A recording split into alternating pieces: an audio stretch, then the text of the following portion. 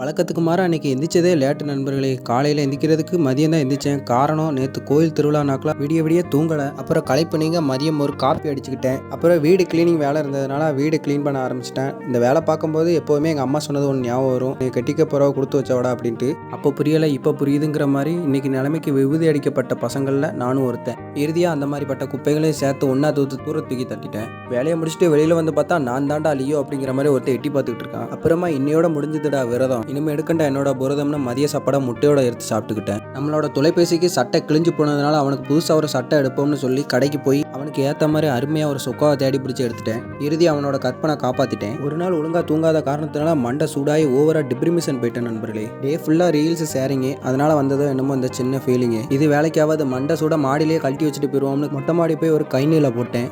சரியான தூக்கம் இல்லாத காரணத்தினால என்னோட ஒர்க் அவுட்டுக்கு இன்றைக்கி ரெஸ்ட் விட்ட நண்பர்களே. இருந்தாலும் என்னோட பாடி கண்டிஷனை செக் பண்ணுறதுக்காக ஹேண்ட் ஸ்டாண்டை முடிச்ச கையோட ஹேண்ட் ஸ்டாண்டில் புஷ்அப்ஸ் போட்டு பார்த்தேன். ஓகே பரவாயில்ல, ஸ்ட்ரென்த் ஓரளவுக்கு ஃபர்ஸ்ட் மார்க். அப்புறமா கலிஸ்தனிக்ஸ்லேயே மாஸ்டர்னு சொல்லக்கூடிய பிளான்ஸை பண்ணி பார்த்தேன். ஓகே அதுலேயும் டன்னு. சாலா உன்னே தோக்கடிக்க ஒருத்தர் இருக்கண்டா அப்படின்னு 90 டிகிரி சொல்ல, என்னை தோக்கடிக்க ஒருத்தர் பிறந்து தாண்டா வரணும்னு நான் 90 டிகிரிட்ட சொல்லிட்டேன் நண்பர்களே. கூடவே ஃபிங்கர் பிளஞ்சுன்னு சொல்லி ஒன்று போட்ட நண்பர்களே, அதை வீடியோ எடுக்க மறந்துட்டேன். அதனால் அந்த கிளிப்பை ஆட் பண்ணிக்கிறேன். இன்னைக்கு செய்கையெல்லாம் முடிச்ச கையோட அடடா குழியில் போட்டு சுட சுட ஒரு காப்பி அடிச்சுக்கிட்டேன். அப்புறமா மண்டையில் இருக்க முடிகளுக்கெல்லாம் உயிர் கொடுக்க வேலையில் ஈடுபட்டேன். கடமைகள்லாம் முடிச்சதுக்கப்புறம் கட்டில் உட்காந்து இரவு நேரம் சாப்பாடான சப்பாத்தி தக்காளி தொக்கோட இரவு சாப்பாடை முடிச்சுக்கிட்டேன். சாப்பிட்டு முடிச்சு டிவி ஆன் பண்ணா கோழி நீ சிங்கம் தான் அப்படிங்கிற அளவுக்கு 280 ஸ்ட்ரைக்கில் ஆடிக்கிட்டு இருக்காரு. நீயா நானா அப்படிங்கிற அளவுக்கு 2 பேரும் நல்லா விளாண்டாங்க. இறுதியில் RCB வின் ஆகிட்டாங்க. வீடியோ பிடிச்சிருந்தா ஃபாலோ பண்ணிட்டு தொடர்பில் இருக்கவும். பாய்.